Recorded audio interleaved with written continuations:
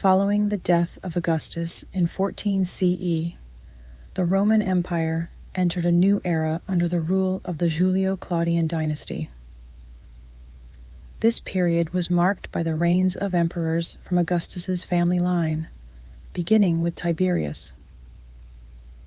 The story of Tiberius's reign is one of a capable yet troubled ruler who faced significant challenges both from within and outside the empire. Welcome to my channel.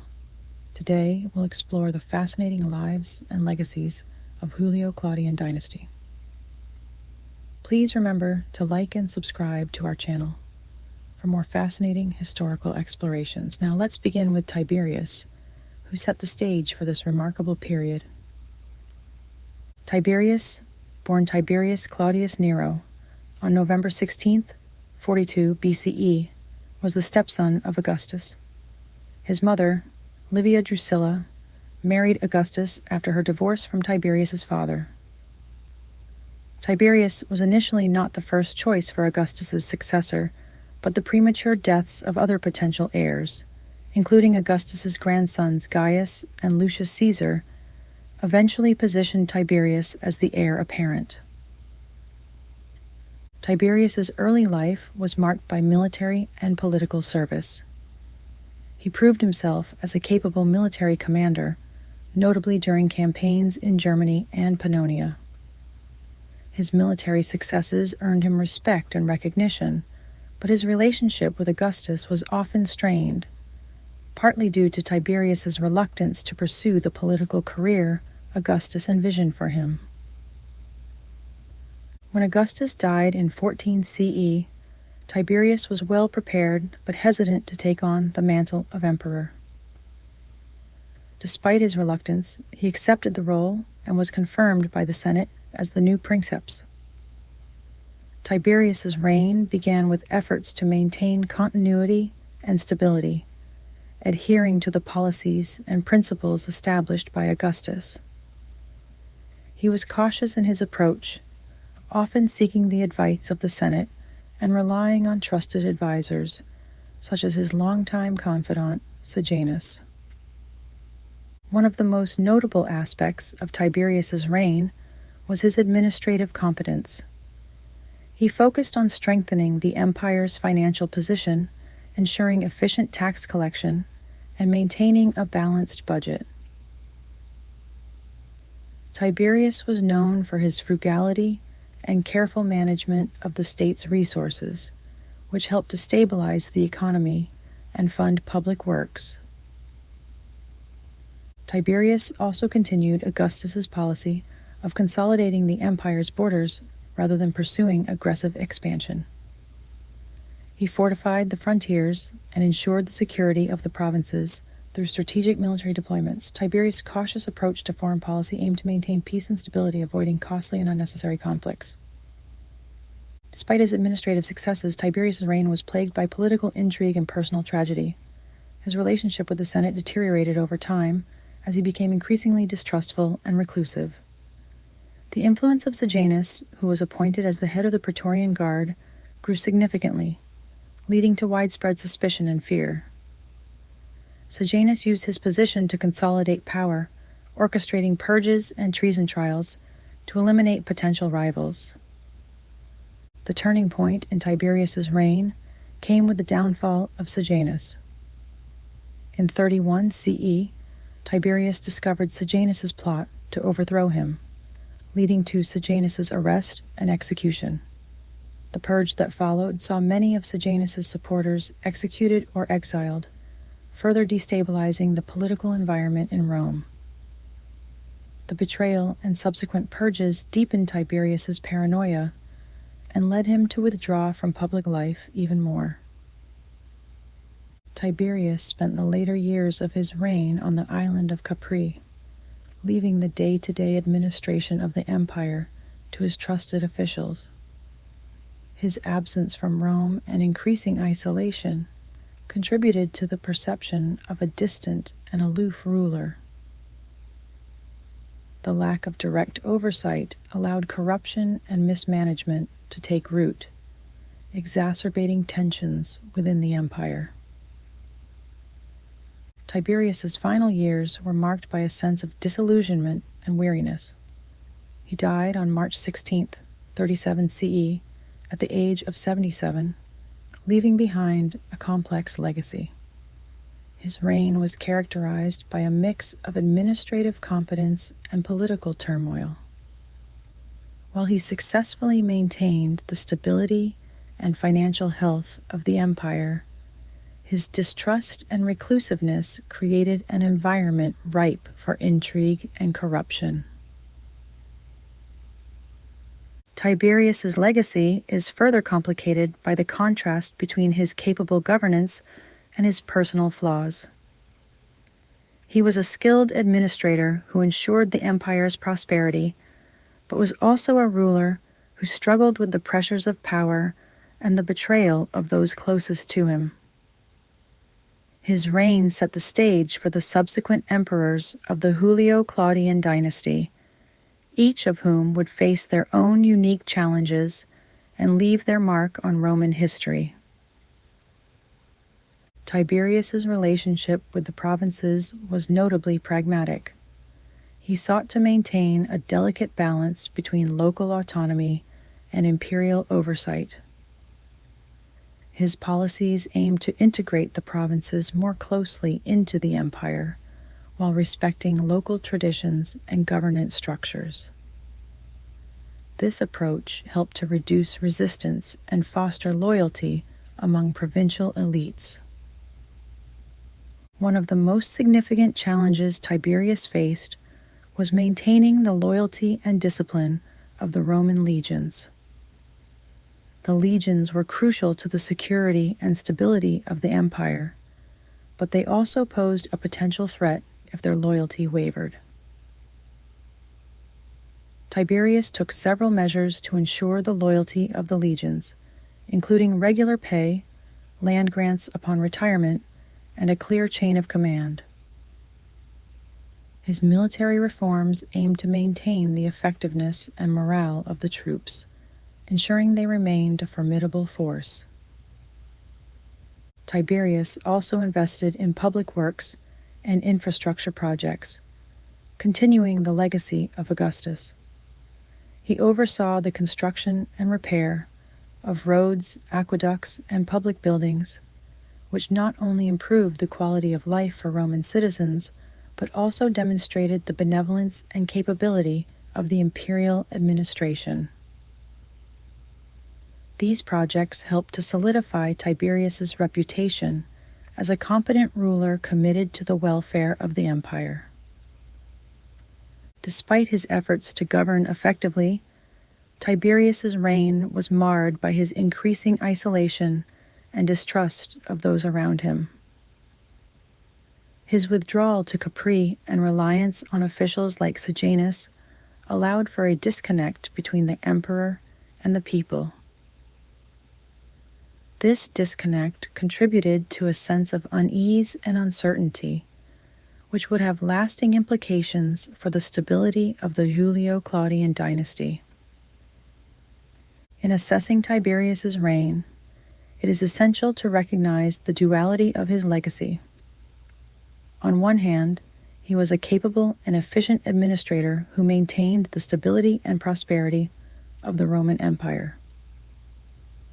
His financial and military policies ensured the empire's resilience and set the foundation for future growth. On the other hand, his personal flaws, paranoia, and eventual withdrawal from public life created an environment of political instability and mistrust.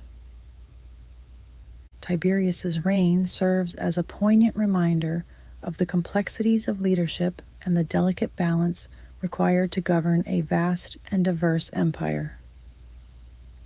His successes and failures provide valuable lessons in the importance of maintaining strong and transparent governance, fostering trust and loyalty among advisors and subjects, and the dangers of isolation and unchecked power. As the first successor to Augustus, Tiberius faced immense pressure to live up to the legacy of his predecessor. His reign, while marked by challenges and controversies, ultimately contributed to the continuation of the Julio Claudian Dynasty and the enduring legacy of the Roman Empire. The lessons learned from Tiberius's time as emperor would influence the reigns of his successors, shaping the course of Roman history in profound ways. Tiberius's contributions to Roman law and governance were also significant. He upheld and expanded upon the legal reforms initiated by Augustus, ensuring the consistency and fairness of the Roman legal system. Tiberius's dedication to legal order and justice helped to strengthen the rule of law within the empire, providing a stable framework for governance and societal organization. Tiberius's reign also saw advancements in public health and welfare. He supported the construction of hospitals and public baths, recognizing the importance of health and hygiene for the well-being of Roman citizens. These initiatives not only improved public health, but also demonstrated the emperor's commitment to the welfare of his people. In the realm of culture and the arts, Tiberius continued to patronize literature, art, and architecture. He supported the work of poets, historians, and artists, contributing to the cultural richness of the Roman Empire. Under his reign, the arts continued to flourish, and significant architectural projects were completed, further enhancing the grandeur of Rome and its provinces. In conclusion, Tiberius's reign was a period of both stability and turmoil. His administrative competence and financial prudence ensured the prosperity of the empire, while his personal struggles and political intrigues created an atmosphere of mistrust and uncertainty. The legacy of Tiberius is a testament to the complexities of leadership and the enduring impact of the Julio Claudian Dynasty on the history of Rome.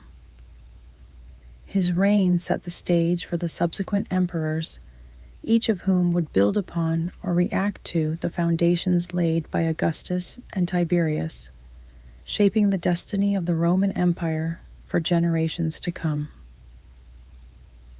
The reign of Caligula, officially known as Gaius Julius Caesar Augustus Germanicus, is one of the most infamous and controversial periods in the history of the Roman Empire.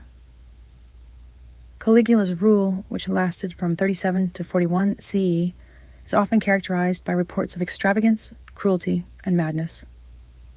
Yet his brief and tumultuous reign also offers insights into the challenges and vulnerabilities of imperial power. Caligula was born on August 31st, 12 CE, the third son of the popular Roman general Germanicus and Agrippina the Elder, a granddaughter of Augustus. His early life was marked by the political intrigues and tragedies that befell his family. Following the suspicious deaths of his father and brothers, Caligula was one of the few remaining heirs to the Julio Claudian line. He spent much of his youth in the care of his great-grandmother Livia and his grandmother Antonia, who protected him from the potential dangers of Roman political life. Caligula's nickname, Little Boots, Caligula, was affectionately given to him by his father's soldiers due to the miniature military boots he wore as a child while accompanying Germanicus on campaigns. This nickname, however, contrasted sharply with the dark and notorious image that would come to define his rule as emperor. When Tiberius died in 37 CE, Caligula was declared emperor by the Senate, largely due to the influence of the Praetorian Guard and the support of Tiberius's confidant, Macro. Initially, Caligula's ascension was met with widespread joy and optimism. He was seen as a breath of fresh air after the increasingly paranoid and reclusive Tiberius. His early acts as emperor were popular and promising, including granting bonuses to the Praetorian Guard, restoring the practice of free elections, and ending the treason trials that had marred Tiberius's later years. However, this initial goodwill quickly dissipated. Only a few months into his reign, Caligula fell severely ill. Although he recovered, many contemporary sources suggest that the illness marked a turning point in his behavior. Whether due to the illness itself or other factors, Caligula began to exhibit increasingly erratic and despotic tendencies. One of the most notorious aspects of Caligula's reign was his extreme extravagance. He depleted the state treasury through lavish spending on games, public spectacles, and building projects. Among his most infamous expenditures was the construction of 2 massive luxury ships, which were essentially floating palaces. His extravagant lifestyle not only drained Rome's finances, but also alienated many members of the Senate and the Roman elite, who viewed his behavior as reckless and irresponsible. Caligula's relationship with the Senate rapidly deteriorated as he increasingly sidelined the traditional governing bodies and asserted his own absolute power. He is reported to have made outrageous demands of the senators, including requiring them to worship him as a living god. Caligula's assumption of divine status and his insistence on being treated as a deity were unprecedented and deeply offensive to the Roman sensibilities, which traditionally separated the worship of gods from the reverence of living rulers. His treatment of the Senate was paralleled by his cruelty towards perceived enemies and rivals. Caligula's reign saw numerous executions and acts of brutality against those he considered threats or insults to his authority. These acts of cruelty extended to his own family. For instance, he exiled his sisters and allegedly had one of them executed on charges of conspiracy. Caligula's actions were not limited to Rome. His reign also saw bizarre and ambitious projects that strained the empire's resources and baffled contemporaries. One of his most notorious projects was his plan to invade Britain. After assembling a large force and making elaborate preparations, Caligula abruptly called off the invasion, ordering his troops instead to collect seashells as trophies of their conquest of the ocean. In addition to these military follies, Caligula undertook grandiose building projects, including the construction of the pontoon bridge across the Bay of Baiae. This temporary floating bridge, which stretched over 2 miles, allowed Caligula to ride his horse across the water, supposedly to fulfill a prophecy that he would ride a horse across the Bay of Baiae. Such projects, while impressive in their ambition, further drained the empire's finances and contributed to the perception of Caligula as a ruler disconnected from reality. Despite his erratic and often destructive behavior, Caligula did make some administrative contributions. He undertook several public works projects aimed at improving Rome's infrastructure, such as repairing roads and aqueducts. He also expanded the imperial palace and initiated the construction of new temples and public buildings. However, these contributions were overshadowed by his more outrageous actions and the overall instability of his reign. Caligula's relationship with the military, initially strong due to his father Germanicus's legacy, also began to suffer. His extravagant spending and arbitrary decisions eroded the loyalty of the Praetorian Guard and other military units. The final straw for many was his plan to move to Alexandria and make it the new capital of the Roman Empire, which was seen as an affront to Rome's traditional primacy and a potential threat to the power structure of the empire. Caligula's increasing isolation and erratic behavior eventually led to his downfall. On January 24th, 41 CE, after just 4 years on the throne, he was assassinated as part of a conspiracy involving the Praetorian Guard, senators, and courtiers. The assassination was led by Cassius Chaerea, a member of the Praetorian Guard whom Caligula had repeatedly humiliated. Caligula's wife Caesonia and their young daughter were also killed in the purge that followed. The aftermath of Caligula's assassination was chaotic, with no clear successor in place. The Senate briefly considered restoring the Republic, but the Praetorian Guard quickly moved to install Claudius, Caligula's uncle, as the new emperor. Claudius's ascension marked the continuation of the Julio Claudian Dynasty and the stabilization of the empire after the turbulent reign of Caligula. The legacy of Caligula's reign is one of excess, cruelty, and instability. Historians and scholars have long debated the extent to which the accounts of his madness and tyranny are accurate or exaggerated.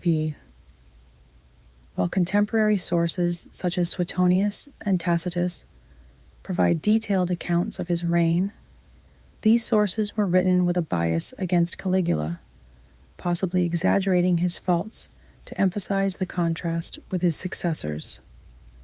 Despite the sensationalism surrounding his reign, it is clear that Caligula's rule exposed significant vulnerabilities in the Roman political system. His ability to assume absolute power and his subsequent abuse of that power highlighted the dangers inherent in the imperial system, where the emperor's personality and decisions could profoundly impact the stability of the entire empire. Caligula's reign also underscored the importance of maintaining a balance between imperial authority and traditional Roman institutions, a balance that would continue to challenge future emperors. Caligula's brief and tumultuous reign left an indelible mark on Roman history. His actions and policies, often driven by personal whims and insecurities, resulted in significant political and financial instability. However, his reign also serves as a stark reminder of the potential for abuse within autocratic systems and the need for checks and balances to prevent such abuses of power. In conclusion, Caligula's reign is remembered as one of the most controversial and turbulent periods in Roman history. His initial promise and popularity quickly gave way to a reign characterized by extravagance, cruelty, and erratic behavior.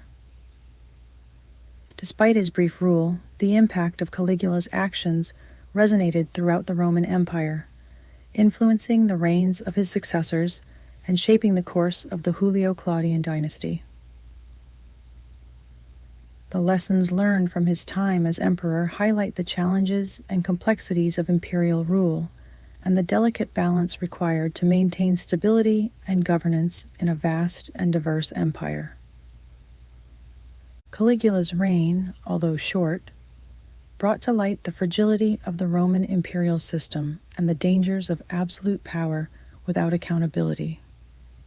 His extreme actions and policies were a wake-up call for the Roman Senate and the governing elite, underscoring the need for more robust mechanisms to check the power of the emperor. This period of chaos and instability ultimately paved the way for reforms and adjustments in the governance of the empire under subsequent rulers. Despite the notoriety of his reign, it is important to consider the broader context in which Caligula ruled.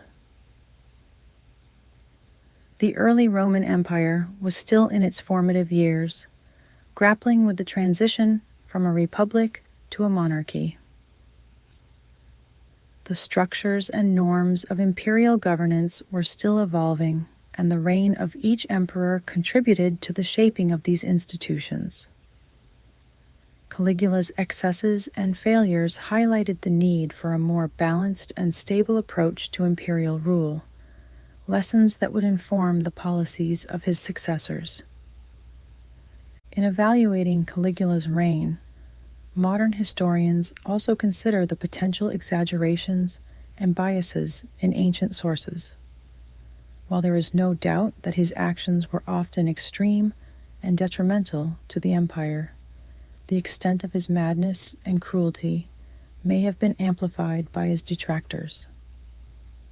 Understanding the complexities of his character and reign requires a nuanced examination of the historical evidence, recognizing both the flaws and the broader implications of his rule. Caligula's legacy, though predominantly negative, serves as a critical chapter in the history of the Roman Empire. His reign offers valuable insights into the challenges of autocratic rule, the importance of responsible governance, and the need for checks on absolute power. The turbulent years of his rule, marked by both extravagant excesses and significant administrative actions, left a lasting impact on the Roman state and its approach to leadership. In summary, Caligula's reign is a study in the extremes of autocratic power and the consequences of unchecked authority. His brief and tumultuous rule exposed the vulnerabilities of the Roman political system and underscored the necessity of balancing imperial power with traditional institutions. The lessons drawn from his reign continued to influence the development of the Roman Empire and its governance, shaping the course of history in profound and lasting ways. After the chaotic and infamous reign of Caligula, the Roman Empire found stability and order under the rule of Claudius, who reigned from 41 to 54 CE. Claudius, full name Tiberius Claudius Caesar Augustus Germanicus, was an unlikely emperor who rose to power amidst the turmoil following Caligula's assassination. Despite being perceived as weak and having physical disabilities, Claudius proved to be a capable and effective ruler who made significant contributions to the Roman state. Claudius was born on August 1st, 10 BCE in Lugdunum, modern Lyon, France, making him the first Roman emperor born outside Italy. He was the son of Drusus and Antonia Minor, and the nephew of Emperor Tiberius. Claudius's early life was marked by illness and disability, which included a limp and slight deafness. These physical impairments led his family to consider him an embarrassment, and he was largely kept out of public view. However, these perceived weaknesses likely contributed to his survival during the purges that claimed the lives of many of his relatives. Despite his family's low expectations, Claudius was highly educated and intelligent. He spent much of his early life immersed in scholarly pursuits, writing historical works on topics such as the history of the Etruscans and the Carthaginians. His academic background would later inform his approach to governance, characterized by methodical and well-informed decision-making. Claudius's path to the throne was unexpected. Following Caligula's assassination, the Senate briefly considered restoring the Republic. However, the Praetorian Guard, seeking to maintain their influence, declared Claudius emperor.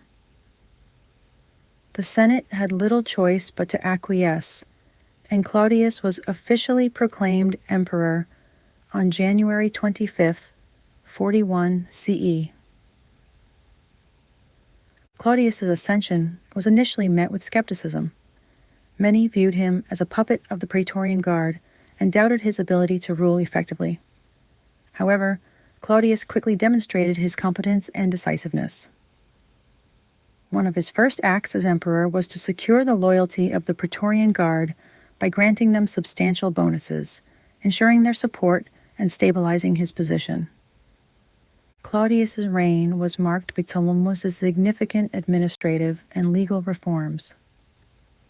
He took a keen interest in the administration of justice, personally presiding over court cases and working to improve the efficiency and fairness of the legal system.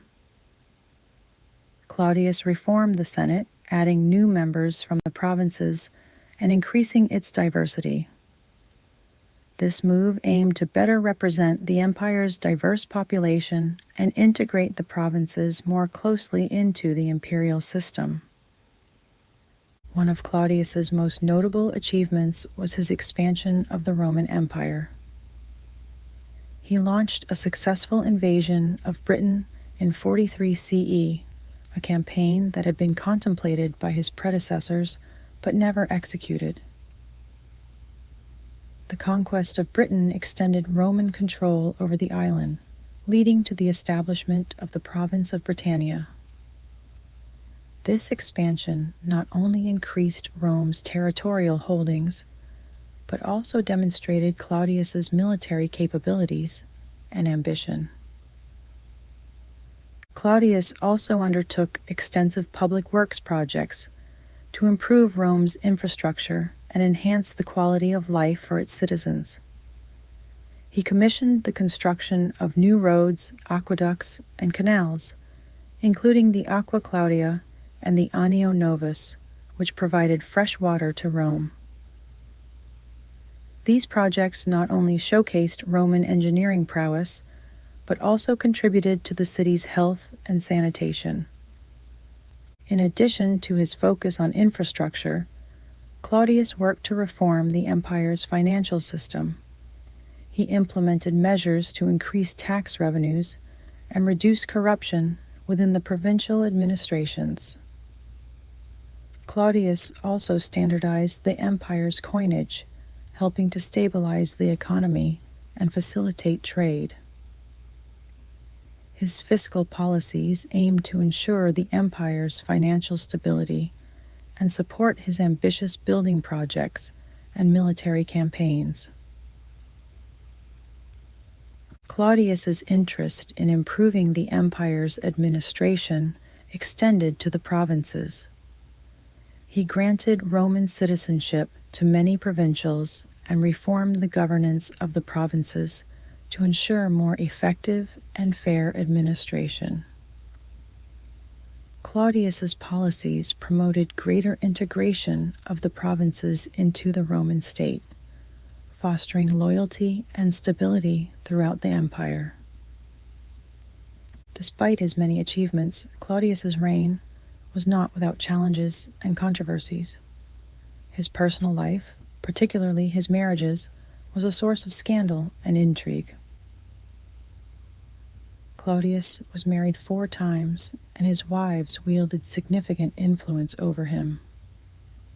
His third wife, Valeria Messalina, was notorious for her promiscuity and political machinations. Her behavior ultimately led to her execution after she was discovered plotting against Claudius. Claudius's fourth and final marriage to his niece Agrippina the Younger was equally controversial. Agrippina was a formidable and ambitious woman who sought to secure the imperial succession for her son Nero. Claudius adopted Nero and began grooming him as his successor, sidelining his own biological son, Britannicus. Agrippina's influence over Claudius grew, and many contemporaries suspected that she had a hand in his eventual death. Claudius died on October 13th, 54 CE, under circumstances that remain unclear.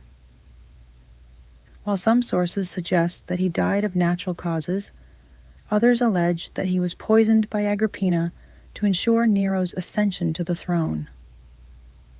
Regardless of the cause, Claudius's death marked the end of his transformative reign and the beginning of Nero's. Claudius's legacy is complex and multifaceted. Despite initial doubts about his abilities, he proved to be an effective and capable ruler who made significant contributions to the Roman Empire. His administrative, legal, and financial reforms strengthened the empire's governance and stability. Claudius's expansion of the empire, particularly the conquest of Britain, showcased his military acumen and ambition. Claudius's reign also highlighted the challenges and vulnerabilities of the imperial system. His reliance on the Praetorian Guard for his ascension underscored the power and influence of this military body.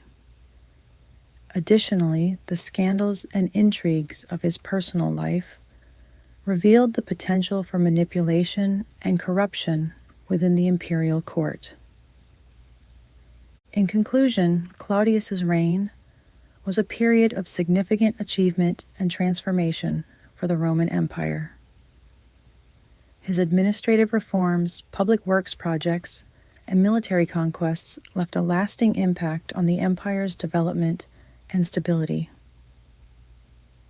Claudius's ability to overcome the skepticism and low expectations of his contemporaries demonstrated his resilience and determination. His legacy, though marred by personal scandals and controversies, is one of a ruler who brought stability and progress to the Roman state during a critical period in its history. Claudius's emphasis on integrating the provinces more fully into the Roman state was a forward-thinking approach that helped to create a more cohesive and unified empire. By granting citizenship and involving provincial elites in the governance of the empire, Claudius fostered a sense of belonging and loyalty among the diverse populations under Roman rule. This approach not only strengthened the empire, but also set a precedent for future emperors. Furthermore, Claudius's scholarly background and interest in history influenced his approach to governance. He recognized the importance of preserving and documenting the empire's history and achievements. Claudius commissioned numerous works on Roman history and even wrote an autobiography, although these works have unfortunately been lost to history. His efforts to document and understand the past reflected his belief in the value of knowledge and learning for effective governance. Claudius's reign also saw significant advancements in the administrative organization of the empire. He established a centralized bureaucracy staffed by freedmen who were often former slaves. These freedmen, such as Narcissus and Pallas, played crucial roles in the administration and helped to professionalize the imperial government. This reliance on freedmen, while controversial, proved effective in creating a loyal and efficient administrative apparatus. The challenges Claudius faced in his personal life, particularly his marriages, also had political implications. His marriages to powerful and ambitious women like Messalina and Agrippina the Younger brought both stability and turmoil to his reign. These relationships illustrate the complex interplay between personal and political dynamics in the Roman imperial court and highlight the significant influence that empresses could wield. Claudius's death and the ascension of Nero marked a turning point in the history of the Julio Claudian Dynasty. While Nero's reign would later become infamous for its excesses and tyrannies, the groundwork laid by Claudius provided a foundation of stability and administrative efficiency that helped to sustain the empire through subsequent challenges. In summary, Claudius's reign was a period of considerable achievement and transformation for the Roman Empire. His reforms and policies strengthened the empire's governance, expanded its territories, and improved the quality of life for its citizens. Claudius's ability to overcome initial skepticism and prove himself as a capable and effective ruler is a testament to his resilience and determination. His legacy, though complex and sometimes overshadowed by personal scandals, remains one of significant contribution to the history and development of the Roman Empire. Nero, the last emperor of the Julio Claudian Dynasty, ruled from 54 to 68 CE.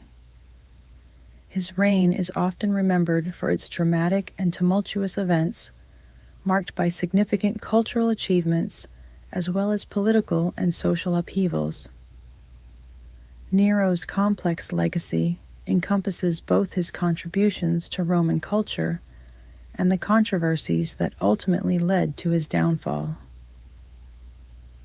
Nero was born Lucius Domitius, Ahenobarbus, on December 15, 37 CE, to Gnaeus Domitius Ahenobarbus and Agrippina the Younger, the great-granddaughter of Augustus. His early life was shaped by the ambitious machinations of his mother, Agrippina, who married her uncle, Emperor Claudius, and persuaded him to adopt Nero as his heir. Upon Claudius's death, which some sources suggest was orchestrated by Agrippina through poisoning, Nero ascended to the throne at the age of 17, taking the name Nero Claudius Caesar Augustus Germanicus. Initially, Nero's reign was guided by capable advisors, including the philosopher Seneca and the Praetorian prefect Burrus. Under their influence, the early years of Nero's rule were marked by relative stability and competent administration. Nero implemented policies that benefited the lower classes, such as reducing taxes, distributing grain, and improving public entertainment. He also pursued diplomatic relations with neighboring states, avoiding unnecessary conflicts and maintaining peace along the empire's borders. Nero's early reign saw significant cultural patronage. He was an enthusiastic supporter of the arts, sponsoring various public performances and competitions. Nero himself participated in musical and theatrical performances, which was unprecedented for a Roman emperor. His patronage extended to architecture as well, with the construction of grand buildings such as the Domus Aurea, Golden House, a vast and opulent palace complex that showcased Nero's artistic vision and architectural innovation. However, Nero's growing obsession with his artistic pursuits and personal pleasures gradually led to neglect of his administrative duties. His relationship with his mother, Agrippina, deteriorated as she sought to exert control over him. In 59 CE, tensions culminated in Agrippina's murder, which Nero allegedly orchestrated to free himself from her influence. This act of matricide shocked Roman society and marked a turning point in Nero's reign. Following Agrippina's death, Nero's behavior became increasingly erratic and tyrannical. He indulged in lavish and extravagant lifestyles, draining the state's finances to fund his personal pleasures and artistic endeavors. His neglect of state affairs and reliance on corrupt advisors led to widespread discontent among the Roman elite and the general populace. One of the most significant events of Nero's reign was the Great Fire of Rome in 64 CE. The fire raged for 6 days, destroying much of the city and leaving thousands homeless. While the cause of the fire remains uncertain, rumors circulated that Nero had started the fire himself to clear land for his new palace. In an attempt to deflect blame, Nero accused the Christians, a small and relatively new religious sect, of starting the fire. This led to severe persecutions and executions of Christians, marking one of the earliest recorded instances of state-sponsored Christian persecution.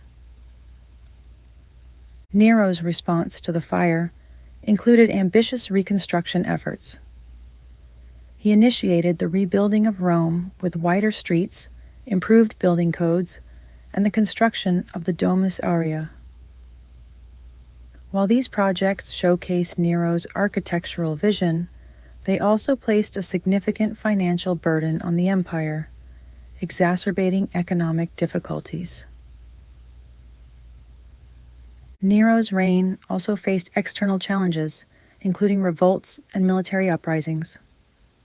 The most notable of these was the rebellion led by Gaius Julius Vindex, the governor of Gallia Lugdunensis, in 68 CE.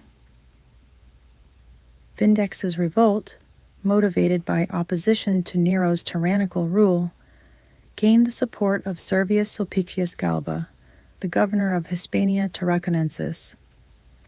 The rebellion quickly gained momentum, and Nero found himself increasingly isolated as support for his rule eroded.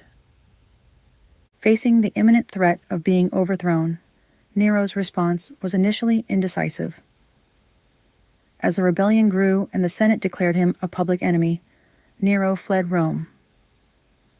On June 9, 68 CE, facing capture and execution, Nero committed suicide with the help of his secretary, Epaphroditos.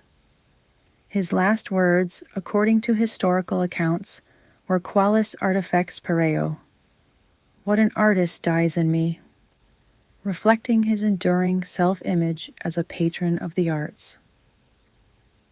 Nero's death marked the end of the Julio Claudian Dynasty and plunged the Roman Empire into a period of civil war and instability known as the Year of the Four Emperors. The power vacuum left by Nero's demise led to a rapid succession of rulers, each vying for control of the empire. This period of turmoil highlighted the vulnerabilities of the Roman imperial system and the dangers of autocratic rule. The legacy of Nero's reign is multifaceted and continues to be a subject of debate among historians. On one hand, Nero is remembered for his cultural patronage and contributions to Roman architecture and the arts. His support for public performances, his own participation in artistic endeavors, and his ambitious building projects left a lasting impact on Roman culture and infrastructure. On the other hand, Nero's reign is also remembered for its tyranny, extravagance, and cruelty. His neglect of state affairs, persecution of Christians, and acts of brutality, such as the murder of his mother, Agrippina, and his wife Octavia, cast a dark shadow over his legacy. The economic difficulties and political instability that characterized the later years of his reign further tarnished his reputation. Nero's complex legacy is reflected in the contrasting portrayals of him in historical sources. Ancient historians such as Tacitus, Suetonius, and Cassius Dio provide detailed accounts of Nero's reign, often highlighting his excesses and failings. These accounts, while invaluable for understanding the period, must be viewed critically, as they were written by authors who may have had biases against Nero and the Julio Claudian dynasty. Despite the negative aspects of his reign, Nero's contributions to Roman culture and infrastructure cannot be overlooked. The Domus Aurea, although seen as a symbol of his extravagance, represented a significant achievement in Roman architecture and design. The innovations in urban planning and building regulations initiated during his reign had a lasting impact on the development of Rome.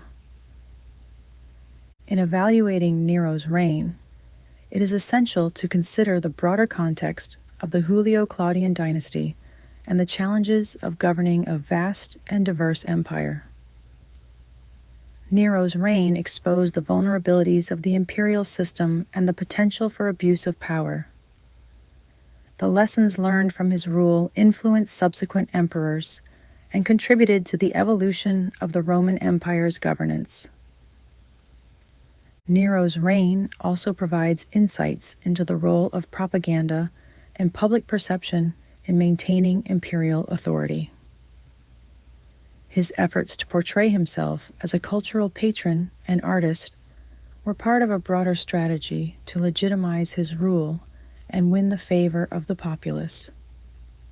However, his failure to balance these efforts with effective governance ultimately led to his downfall. Nero's impact on the arts and culture was profound. He founded the Neronia, a series of public games and festivals celebrating music, gymnastics, and poetry, akin to the Greek Olympic Games. These festivals were meant to glorify his reign and promote cultural enrichment. Nero's passion for the arts extended to his own performances, where he played the lyre, sang, and acted in public, breaking the traditional boundaries of what was considered appropriate for an emperor. Despite his artistic inclinations, Nero's governance became increasingly marked by paranoia and a desire to eliminate perceived threats. The Pisonian conspiracy in 65 CE, a plot to assassinate Nero and replace him with Gaius Calpurnius Piso, further fueled his suspicions. In response, Nero ordered a series of executions and forced suicides, including those of his former tutor Seneca and the poet Lucan. These purges exacerbated the climate of fear and distrust within the Roman elite. Nero's economic policies, particularly his extravagant spending, strained the empire's finances. The cost of his building projects, public spectacles, and personal luxuries led to increased taxation and financial pressure on the provinces. To raise funds, Nero resorted to methods such as debasing the currency, which devalued Roman coinage and contributed to economic instability. The public's discontent with Nero's rule was not confined to the elite. It permeated all levels of Roman society. The burden of taxation, coupled with Nero's perceived neglect of administrative duties, led to widespread dissatisfaction. This discontent was exacerbated by natural disasters, such as a major earthquake in Pompeii in 62 CE and subsequent food shortages, which were seen as signs of divine displeasure with Nero's rule. Nero's downfall was precipitated by the rebellion of Vindex and the subsequent support of Galba. As opposition to his rule grew, Nero's support within Rome dwindled. His failure to effectively address the rebellion and the Senate's declaration of him as a public enemy sealed his fate. Nero's flight and subsequent suicide marked a dramatic end to his reign and the Julio Claudian Dynasty. In the aftermath of Nero's death, the Roman Empire entered a period of intense political instability. The year of the four emperors saw Galba, Otho, Vitellius, and Vespasian vie for control of the empire, each seeking to establish their legitimacy and stabilize the state. This turbulent period underscored the fragility of the imperial system and the challenges of maintaining continuity of leadership. Despite the controversies and turmoil of his reign, Nero's influence on Roman culture and society endured. His patronage of the arts, public games, and architectural innovations left a lasting legacy that continued to shape Roman cultural life. The lessons of his rule, particularly the dangers of unchecked autocratic power, resonated with subsequent emperors and informed the development of imperial governance. Nero's life and reign continue to captivate historians and scholars, offering valuable insights into the complexities of leadership, the role of cultural patronage in legitimizing power, and the dynamics of political intrigue and rebellion. His legacy serves as a reminder of the delicate balance required to govern a vast and diverse empire and the potential consequences of neglecting the responsibilities of leadership. In conclusion, Nero's reign was a period of dramatic contrasts, marked by cultural achievements and significant controversies. His contributions to Roman architecture and the arts left a lasting legacy, but his neglect of state affairs, acts of cruelty, and eventual downfall highlighted the dangers of autocratic rule. The legacy of Nero's reign serves as a reminder of the complexities of leadership and the importance of balancing personal ambition with the responsibilities of governance. His life and reign continue to fascinate historians and scholars, offering valuable lessons on the nature of power and the challenges of maintaining stability in a vast and diverse empire. The Roman conquest of Britain, initiated by Emperor Claudius in 43 CE, stands as one of the most significant and ambitious military campaigns of the Roman Empire. This conquest, driven by a mix of strategic, economic, and political motivations, transformed Britain from a land of independent tribes into a province integrated into the Roman Empire.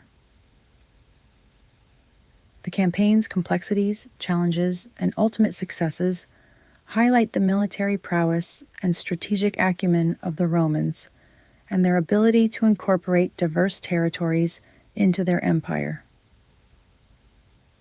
Before the conquest, Britain was known to the Romans, who had made sporadic contacts with the island. Julius Caesar had famously conducted expeditions in 55 and 54 BCE, achieving limited military success and extracting tribute from some tribes.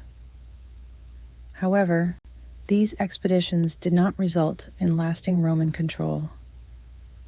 For nearly a century after Caesar, Britain remained largely outside Roman dominion, with its various tribes maintaining their independence. The decision to launch a full-scale invasion of Britain was made by Emperor Claudius. Several factors influenced this decision.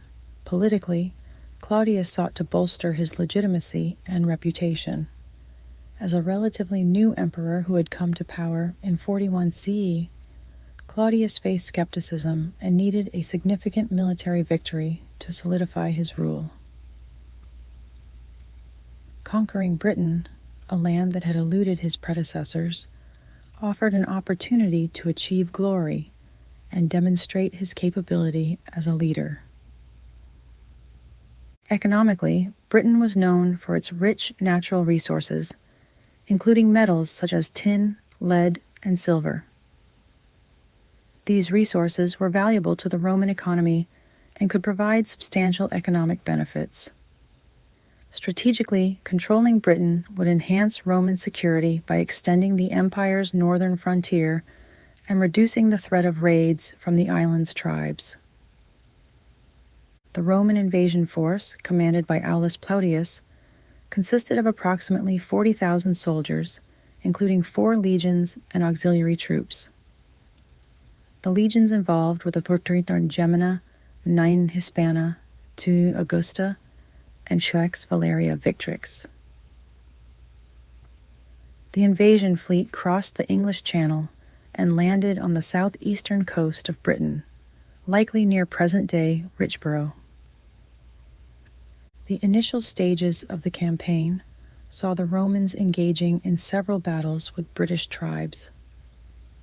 The Britons, led by tribal chieftains such as Caradicus and Togodumnus, offered fierce resistance. Despite their valor, the Britons were ultimately outmatched by the superior discipline, organization, and tactics of the Roman legions.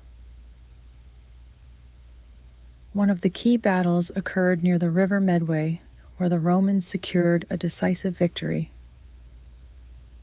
The death of Togodumnus in battle was a significant blow to the Britons' morale and resistance. Following the early victories, Emperor Claudius himself traveled to Britain to take part in the campaign and to lend his authority to the conquest. Claudius's presence, along with the reinforcement of additional troops and war elephants, symbolized the might of Rome and intimidated the remaining British forces. The emperor's participation was brief but impactful, as it helped secure the submission of several tribes and the capture of the British capital, Camulodunum, modern Colchester. The fall of Camulodunum marked a turning point in the conquest.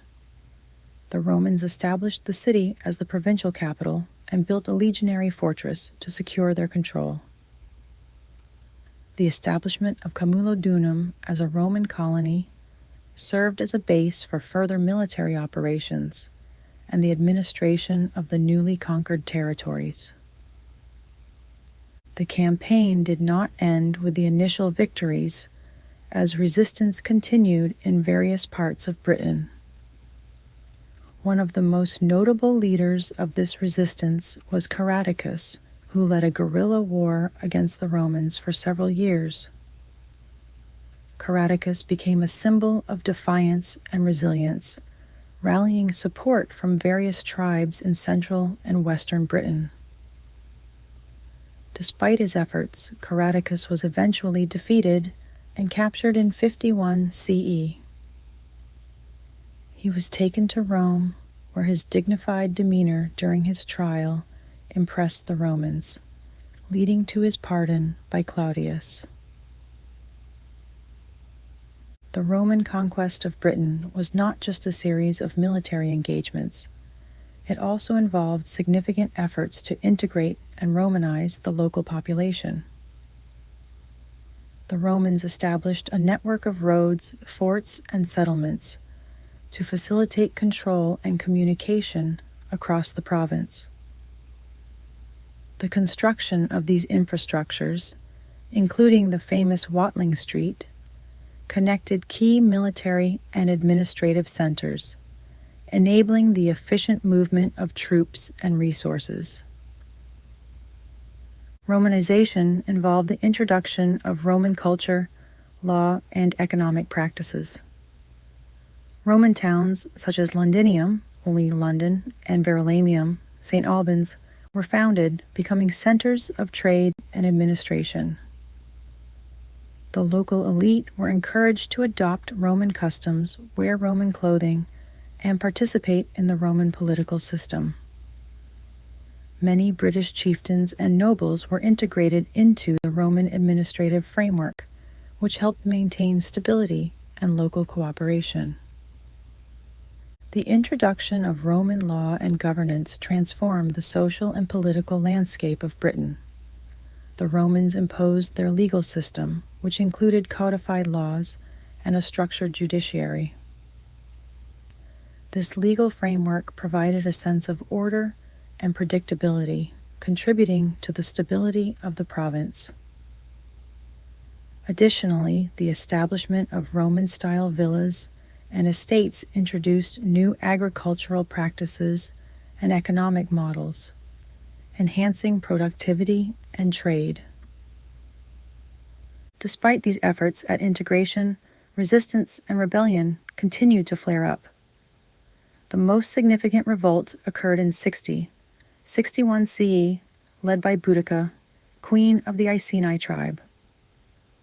Boudica's revolt was fueled by grievances over Roman mistreatment and economic exploitation. The rebellion saw the destruction of several Roman settlements, including Camulodunum, Londinium, and Verulamium.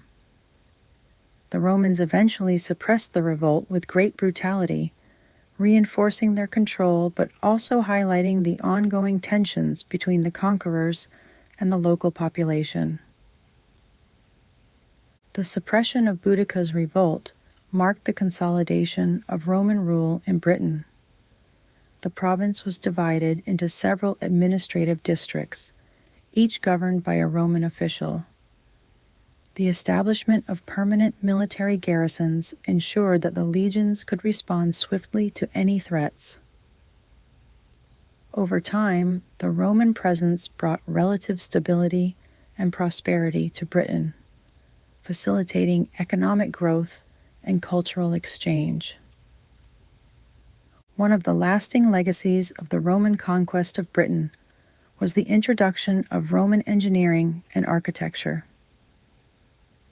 The construction of towns, villas, bathhouses, and amphitheaters left an indelible mark on the landscape.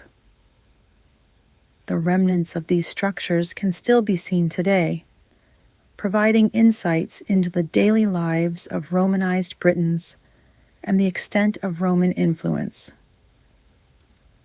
The Romanization of Britain also had a profound impact on religion and cultural practices. The Romans introduced their pantheon of gods and built temples dedicated to deities such as Jupiter, Mars, and Minerva. However, the Romans were generally tolerant of local religious practices, and a syncretic blending of Roman and Celtic deities emerged. The worship of deities like Sulis Minerva at the thermal springs of Bath exemplifies this cultural fusion. The long-term impact of the Roman conquest of Britain extended beyond the immediate military and political changes. The integration of Britain into the Roman Empire facilitated the spread of ideas, technologies, and goods. The introduction of Roman coinage standardized economic transactions, and the development of trade networks connected Britain to other parts of the empire, including Gaul, Hispania, and the Mediterranean. Roman influence also extended to the arts and education. Latin became the language of administration and learning, and Roman literature, philosophy, and art permeated British society. Roman schools and educational institutions were established, promoting literacy and classical education among the elite. The legacy of Roman education and culture persisted long after the decline of Roman political control. The Roman conquest of Britain was not without its challenges and costs. The military campaign and subsequent efforts to maintain control were expensive and required a sustained commitment of resources and manpower. The resistance and occasional uprisings demonstrated the complexities of governing a diverse and often hostile population. However, the strategic and economic benefits of controlling Britain justified the effort from the Roman perspective. The eventual withdrawal of Roman forces from Britain in the early 5th century marked the end of Roman rule, but the legacy of the conquest endured. The Roman roads, towns, and administrative structures continued to influence the development of British society in the post-Roman period. The fusion of Roman and indigenous elements created a unique cultural landscape that would shape the history of Britain for centuries to come. In conclusion, the Roman conquest of Britain under Emperor Claudius was a transformative event that reshaped the island's political, economic, and cultural landscape. The campaign, driven by a combination of strategic, economic, and political motivations, demonstrated the military prowess and strategic acumen of the Romans. The integration of Britain into the Roman Empire brought significant changes from infrastructure and governance to culture and religion. Despite the challenges and resistance, the Roman conquest left a lasting legacy that continued to influence Britain long after the fall of the Roman Empire. The conquest stands as a testament to the ambitious and far-reaching nature of Roman imperialism and its enduring impact on the history of the British Isles. The Great Fire of Rome, which occurred in July 64 CE during the reign of Emperor Nero, is one of the most infamous disasters in the history of the Roman Empire. The fire raged for 6 days and devastated much of the city, leaving thousands homeless and causing immense destruction.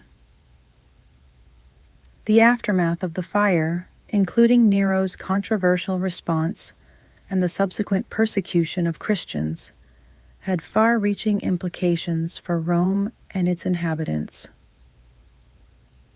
This event is not only significant for its immediate impact, but also for the complex historical legacy it left behind. The exact origins of the Great Fire of Rome remain a subject of debate among historians. Ancient sources, such as Tacitus, Suetonius, and Cassius Dio, provide varying accounts of the fire's cause. Some suggest that the fire started accidentally in the crowded and narrow streets of the Subura, a densely populated district of Rome. Others imply more sinister origins, with some accusing Nero of deliberately starting the fire to clear land for his ambitious building projects. On the night of July 18th, 64 CE, the fire began in the southeastern part of the Circus Maximus, an area known for its wooden structures and flammable materials. Fueled by strong winds and the densely packed buildings, the fire quickly spread across the city. The blaze raged uncontrollably for 6 days, destroying much of Rome. After seemingly being brought under control, the fire reignited and burned for another 3 days, adding to the devastation. The destruction caused by the fire was immense. According to Tacitus, of Rome's 14 districts, only 4 were left unscathed. 3 districts were completely destroyed, while the remaining 7 suffered significant damage. Among the notable structures lost to the fire were the Temple of Jupiter Stator, the House of the Vestals, and large parts of the Palatine Hill. The destruction left a significant portion of Rome's population homeless and destitute, exacerbating the social and economic impact of the disaster.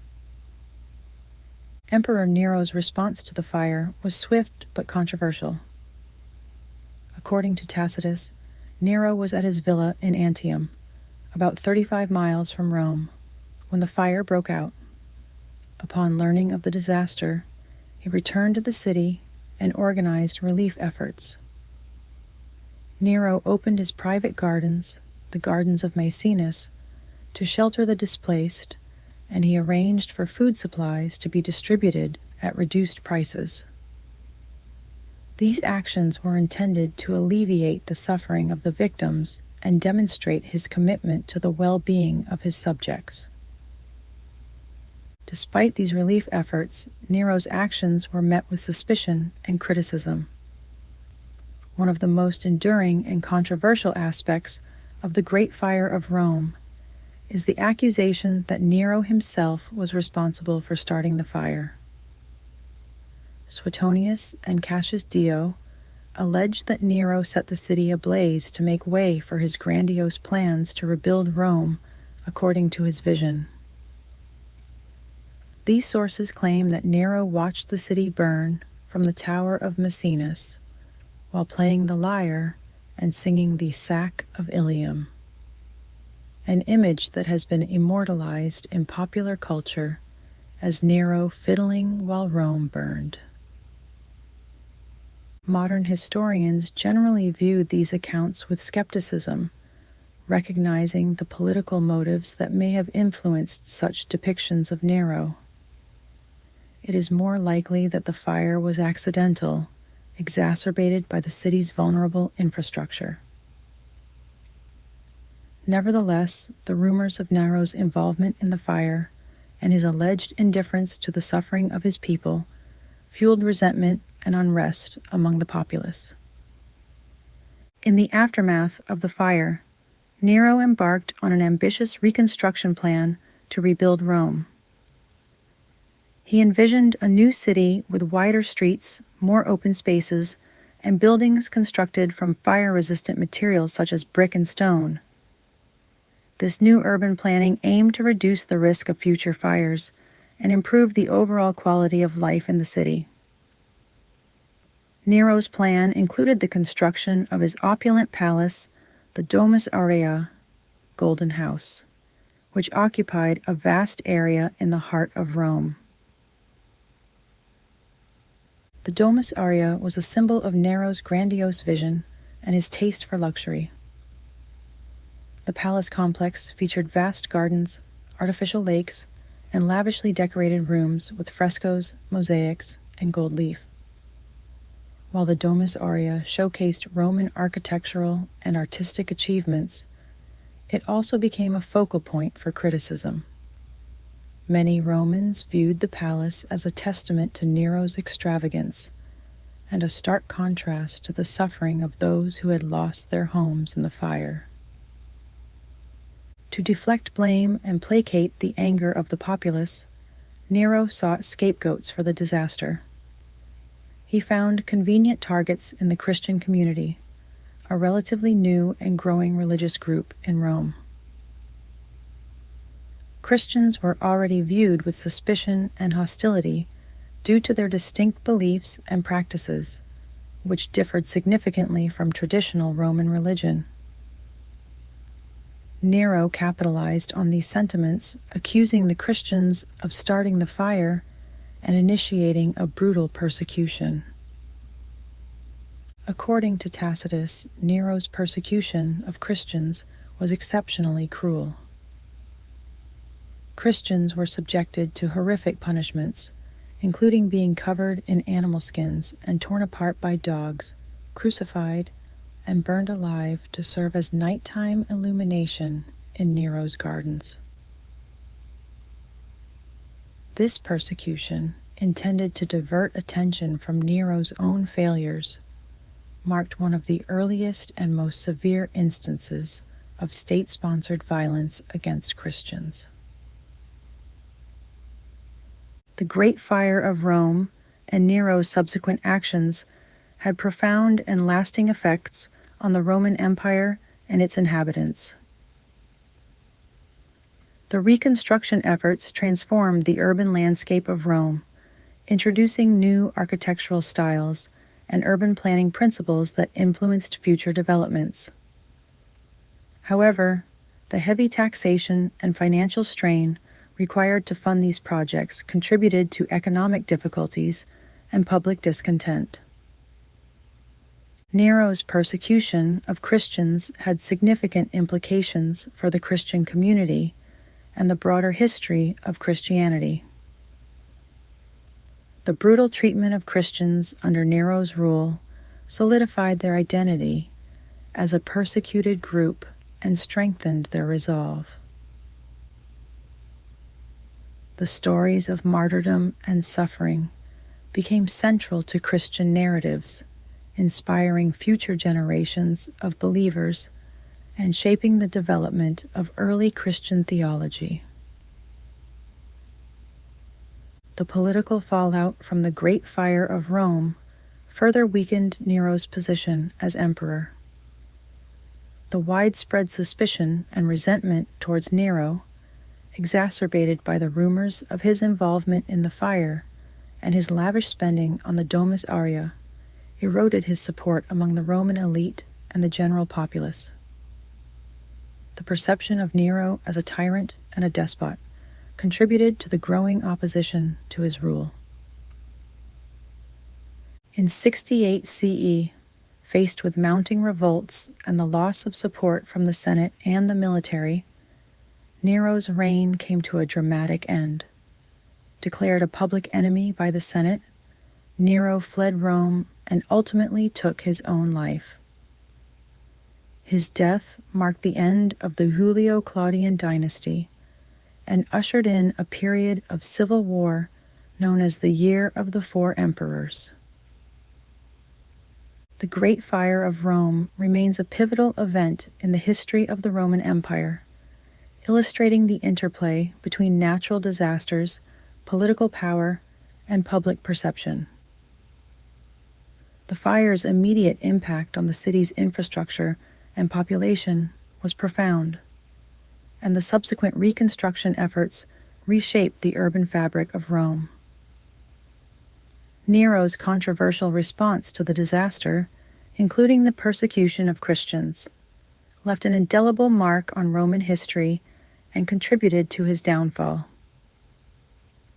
In modern historiography, the Great Fire of Rome is often examined through the lens of urban planning, disaster response, and the dynamics of political propaganda.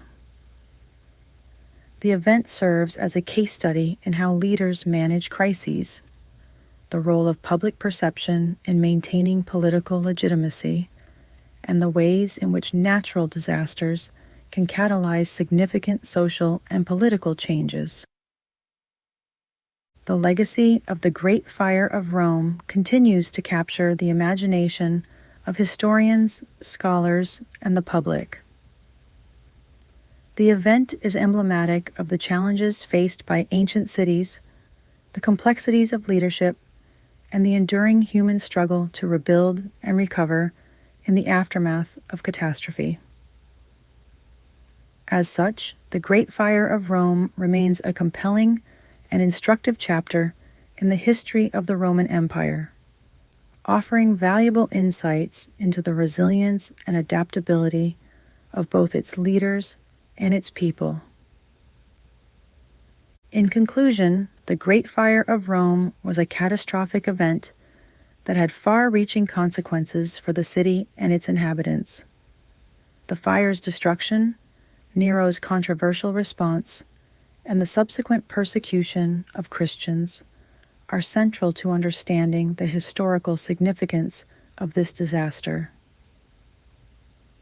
The event highlighted the vulnerabilities of Rome's urban infrastructure, the challenges of crisis management, and the complexities of political leadership.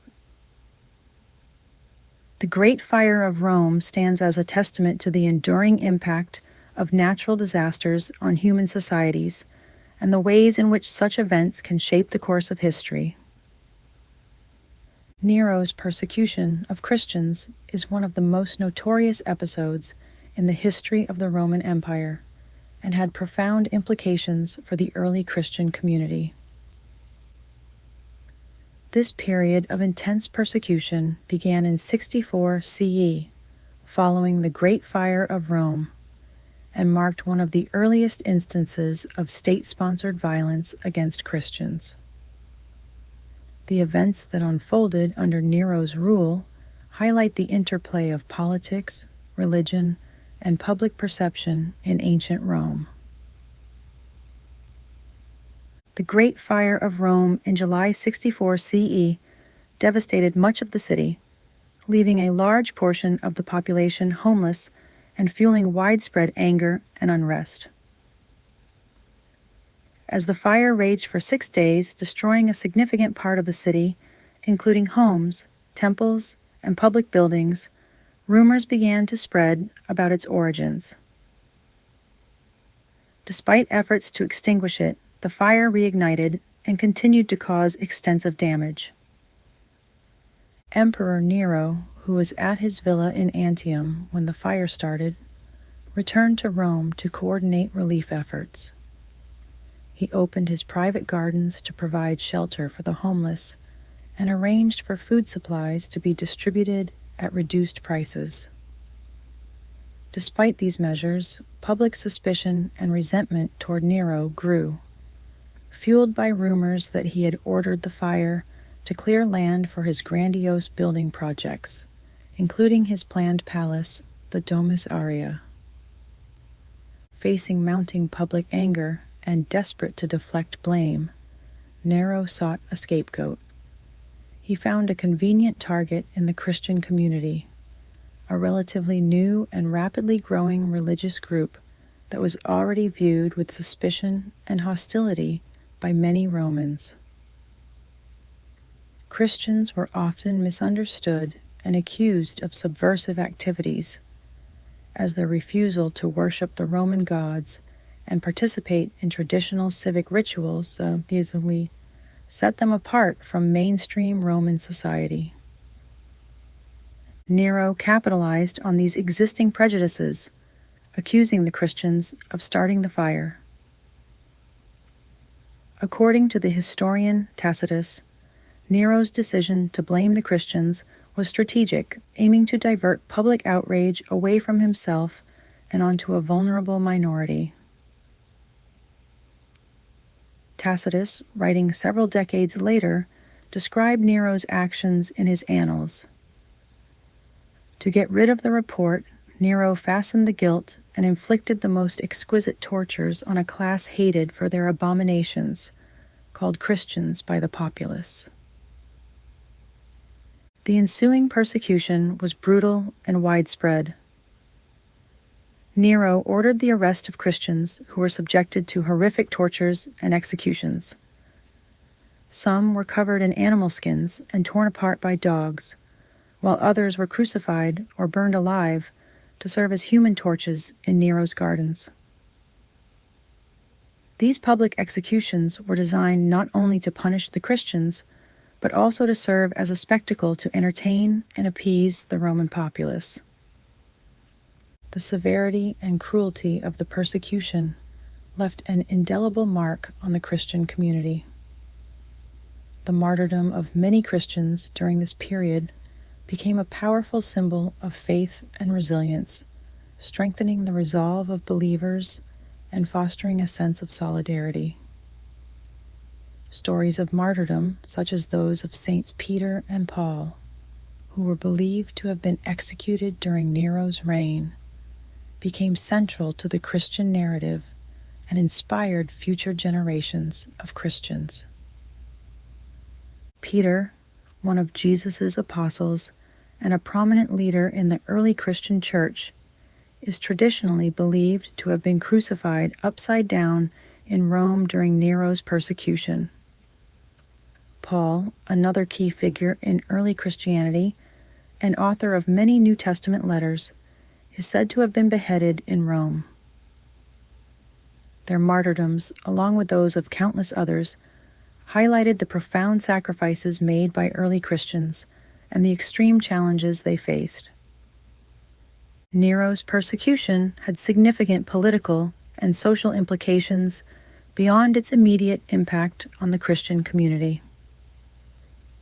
The brutality of the persecution, coupled with Nero's increasingly erratic behavior and extravagant lifestyle, further eroded his support among the Roman elite and the general populace.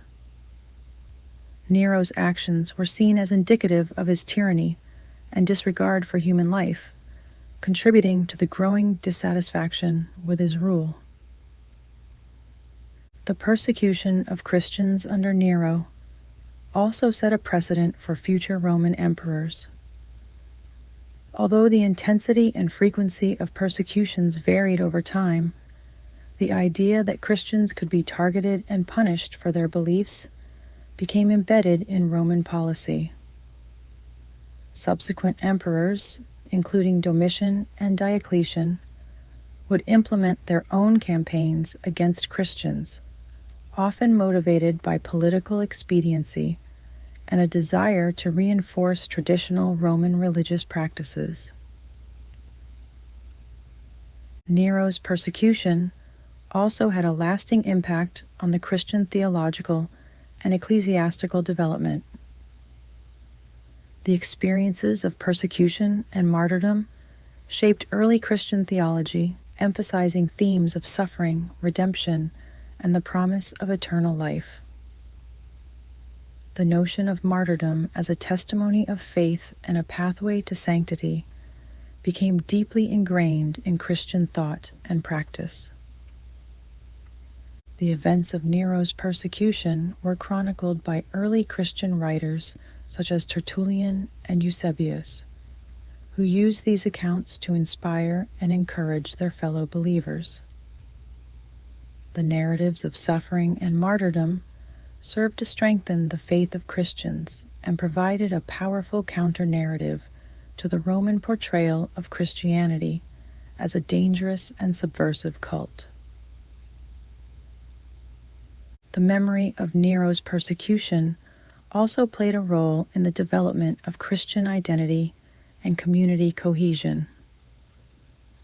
The shared experience of suffering and martyrdom helped to unify the disparate Christian communities scattered throughout the Roman Empire. The stories of those who had been martyred under Nero's regime became an integral part of the collective memory and spiritual heritage of the Christian Church. In the broader context of Roman history, Nero's persecution of Christians is often seen as a reflection of the broader societal tensions and conflicts of the time.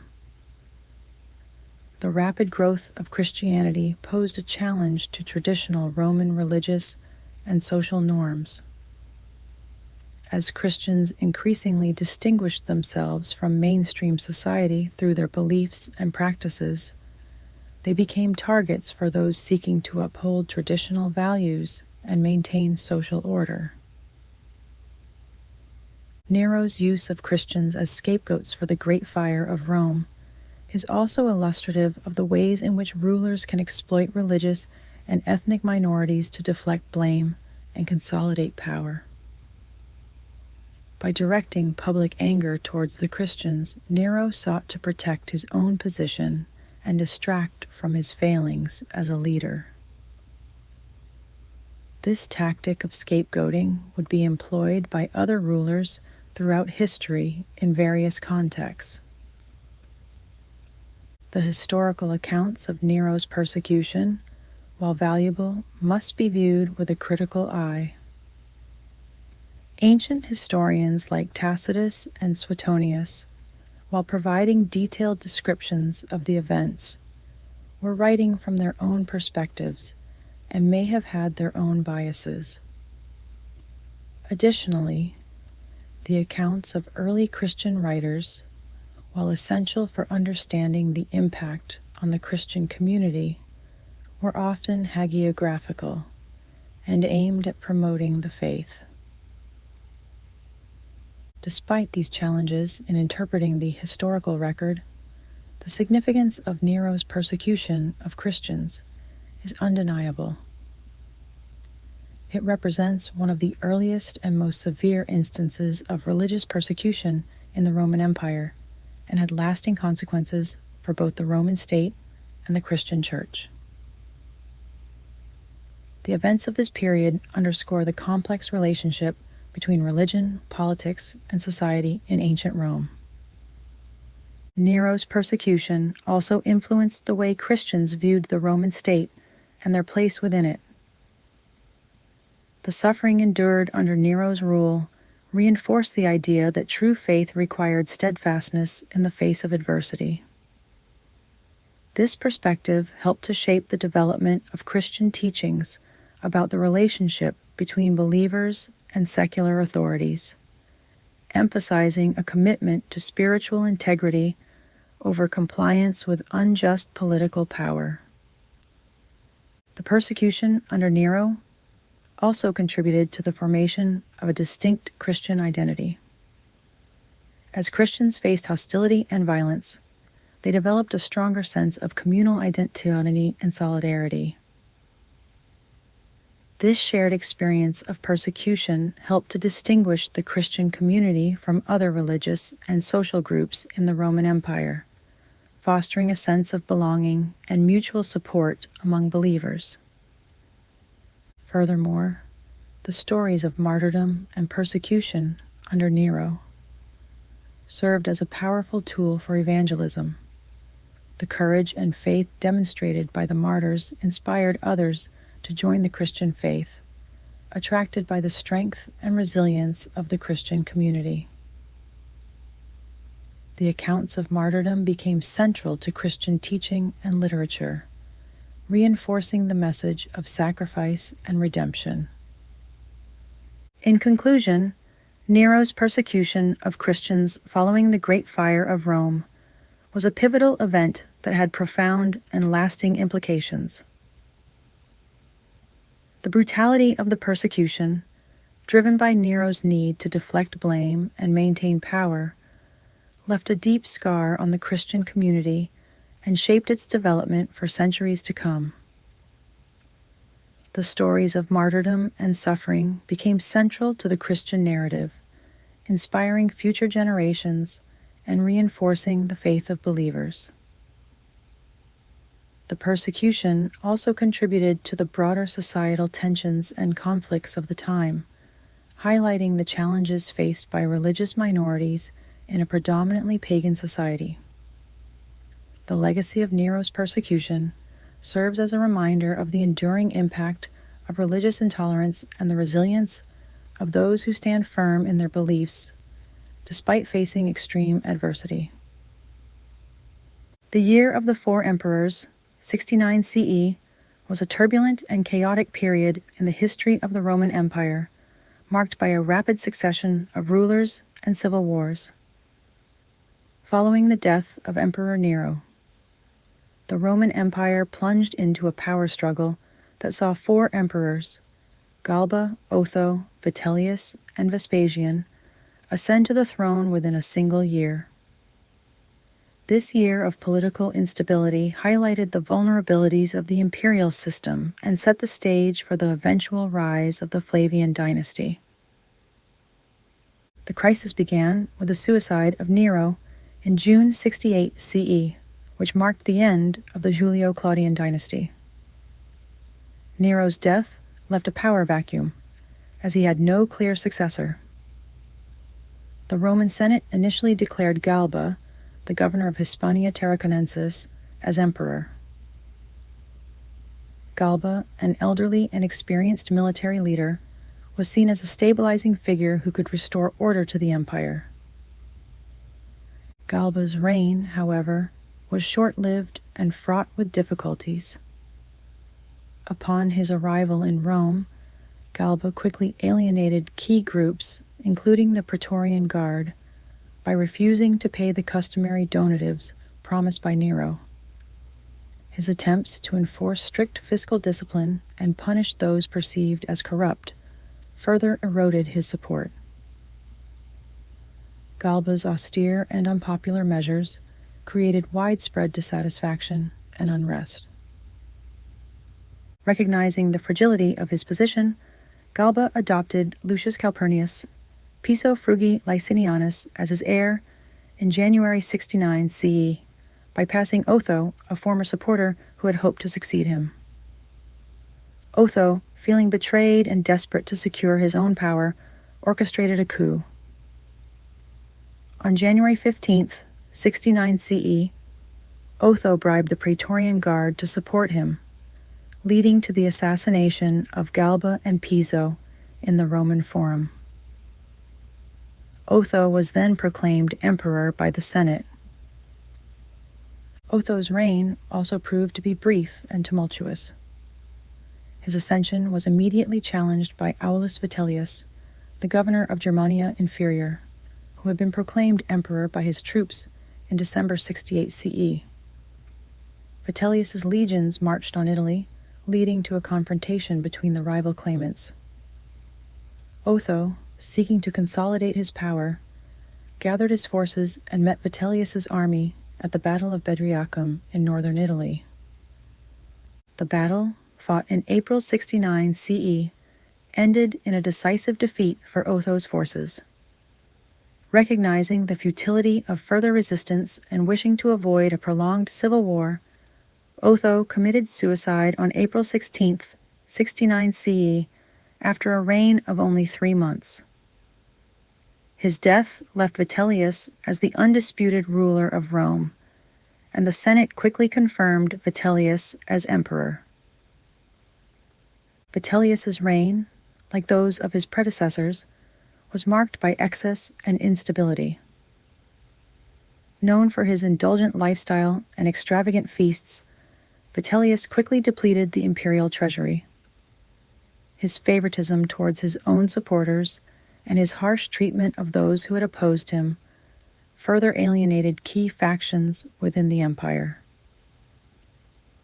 Discontent with Vitellius's rule soon led to renewed opposition. Meanwhile, in the eastern provinces, Vespasian, a respected military commander who had been leading the Roman campaign against the Jewish revolt in Judea, emerged as a strong contender for the throne. Vespasian's legions in Egypt and Syria declared him emperor in July 69 CE, setting the stage for another confrontation. With the support of key military leaders and provincial governors, Vespasian's forces, led by his commander Antonius Primus, marched on Rome. The decisive battle between Vespasian's forces and those loyal to Vitellius took place near Cremona at the Second Battle of Bedriacum in October 69 CE. Vespasian's troops achieved a decisive victory and Primus's army proceeded to march on Rome. Vitellius, facing inevitable defeat, attempted to negotiate his abdication, but was ultimately captured and executed by Vespasian's forces on December 20th, 69 CE. Vespasian's victory marked the end of the year of the four emperors and the beginning of the Flavian dynasty. Upon entering Rome, Vespasian faced the daunting task of restoring stability to an empire ravaged by civil war. His pragmatic approach to governance, military reforms, and public works projects helped to stabilize the empire and rebuild Rome. The year of the four emperors highlighted several critical issues within the Roman imperial system. The lack of a clear succession process created vulnerabilities and power struggles that could quickly destabilize the empire. The loyalty of the military, particularly the legions stationed in the provinces, proved to be a decisive factor in determining the outcome of these power struggles. The role of the Praetorian Guard, which had the power to make or break emperors through their support or opposition, also underscored the complexities of maintaining control over Rome. The rapid succession of emperors during this year premiere also exposed the challenges of maintaining political legitimacy and support. Each emperor faced significant opposition and internal dissent, making it difficult to implement effective governance and maintain stability. The constant shifts in power and allegiance further eroded public trust in the imperial system. The year of the four emperors had significant implications for the future of the Roman Empire. The eventual rise of Vespasian and the establishment of the Flavian dynasty brought a period of relative stability and consolidation. Vespasian's pragmatic leadership, emphasis on fiscal discipline, and focus on rebuilding Rome helped to restore confidence in the imperial system. His reign, along with those of his sons Titus and Domitian, marked a period of recovery and rebuilding for the empire. The military campaigns during this tumultuous year revealed much about the strategies and capabilities of Roman generals.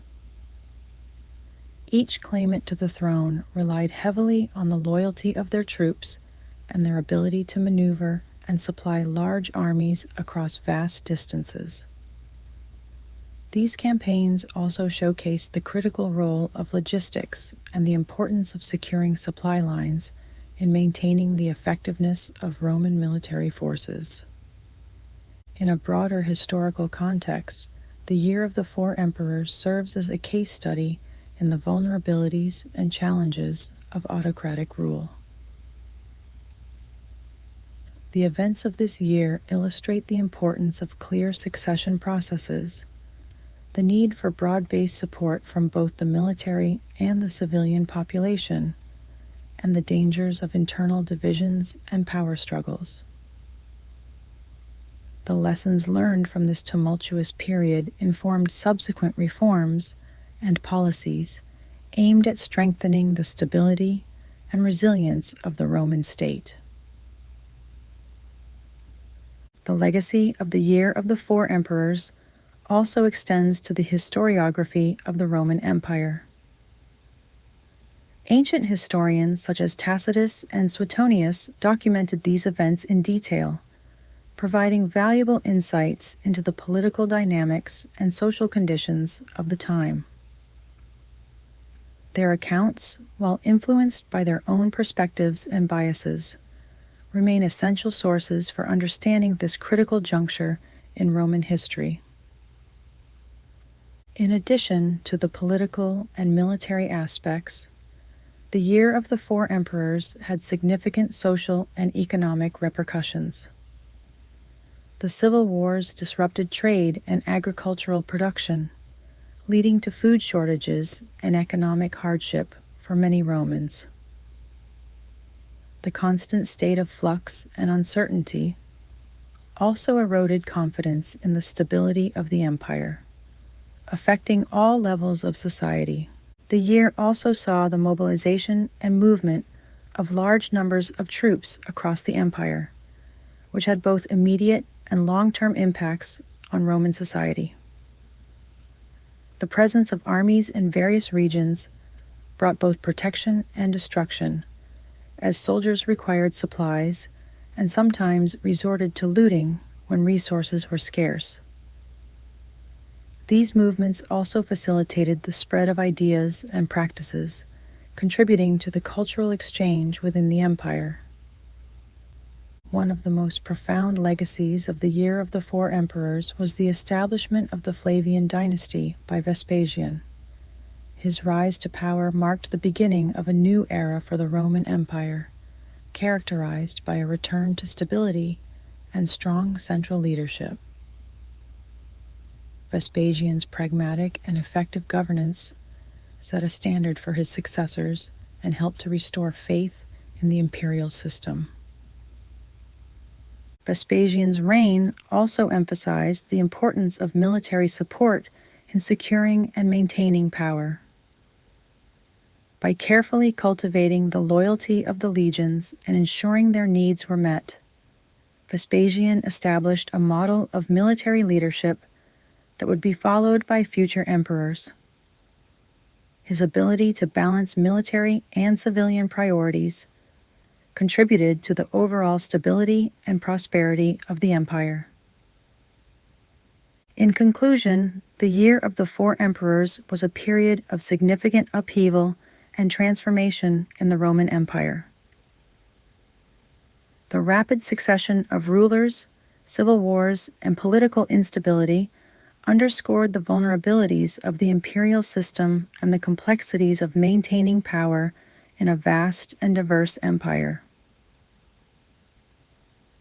The eventual rise of Vespasian and the establishment of the Flavian dynasty brought a measure of stability and recovery, setting the stage for a new chapter in Roman history. The events of this year continue to offer valuable lessons on the nature of political power, succession, and the resilience of states in times of crisis.